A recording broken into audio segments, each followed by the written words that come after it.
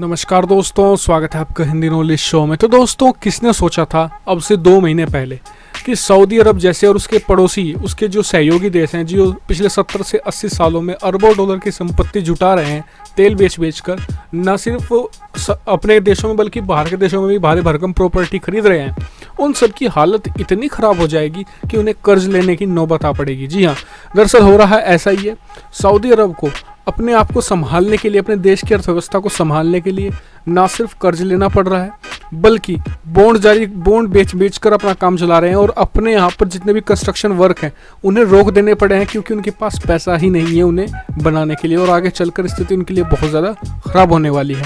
और इसमें मेनली कई सारे कारण थे, कोरोना वायरस ही नहीं। उन्होंने मतलब कि अहम या अहंकार आप कह सकते हैं, उसमें आकर उन्होंने जो रूस के साथ ऑयल प्राइस वार लड़ी, वो उन्हें अब उसके कॉन्सिक्वेंसेस, उसकी जो परिणाम है वो भुगतने पड़ रहे हैं। दरअसल हुआ क्या कि कोरोना वायरस से ठीक पहले उन्होंने रूस को कहा कि आप ऑयल के मतलब प्रोडक्शन में कट कर दीजिए, यानी कि ऑयल का जो उत्पादन है उसमें कट कर दीजिए, जिससे कि ऑयल के प्राइस बढ़ जाएंगे। लेकिन रशिया उसके लिए तैयार नहीं था, क्योंकि उसके वहाँ पर पैसों की कमी थी, तो उसने ज़्यादा से ज़्यादा तेल बेचना चाह रहा था, लेकिन उससे ऑयल के प्राइस कम हो रहे थे। तो सऊदी अरब ने कहा कि हम आपसे ज़्यादा ऑयल का प्रोडक्शन स्टार्ट कर देंगे, जिससे कि ऑयल के प्राइस और लो हो जाएंगे, और हमें तो थोड़ा नुकसान होगा ही, लेकिन आपको हमसे भी ज़्यादा नुकसान होगा, रूस को एक कहा।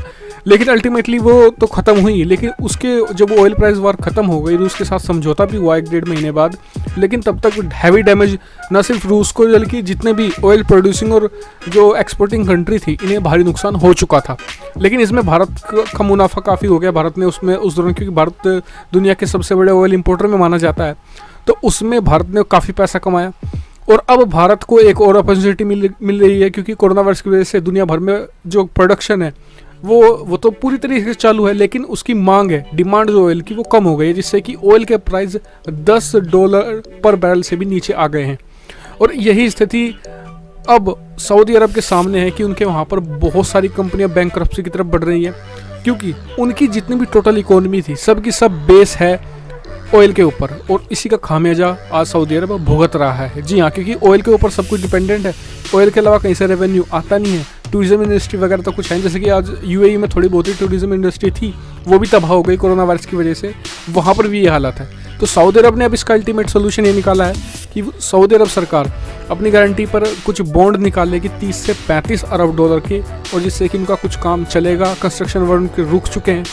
तो ये स्थिति बहुत ख़राब है सऊदी अरब और उसके आसपास के पड़ोसी देशों के लिए। बात करें यूएई ने, देखिए, अपनी अब से 10 साल पहले प्लान तैयार किया था कि वो दुबई को एक बहुत बड़ा टूरिज़्म हब बना देंगे, जिससे कि उनकी जो इकोनॉमी है वो डाइवर्सिफाई हो जाएगी तेल से टूरिज़्म के ऊपर। लेकिन कोरोना वायरस ने ना सिर्फ मतलब कि उनके जो प्लान भी था टूरिज़्म का, उसे भी दफन कर दिया एक तरीके से।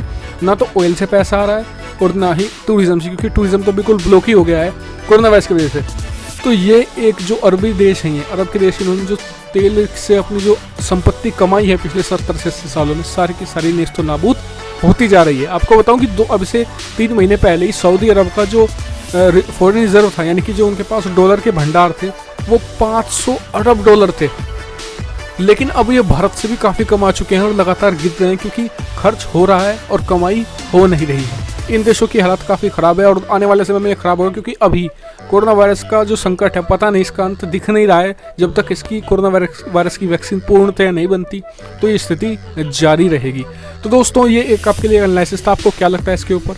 आप कमेंट करके जरूर बताएगा कि क्या सऊदी अरब और इन देशों की हालात आने वाले समय में होने वाले हैं, और भारत से इसका बेनिफिट तो जरूर होगा ही होगा, साथ ही भारत इससे और क्या बेनिफिट ले सकता है। कुछ मैंने पॉइंट मिस किया तो मुझे बताएगा जरूर।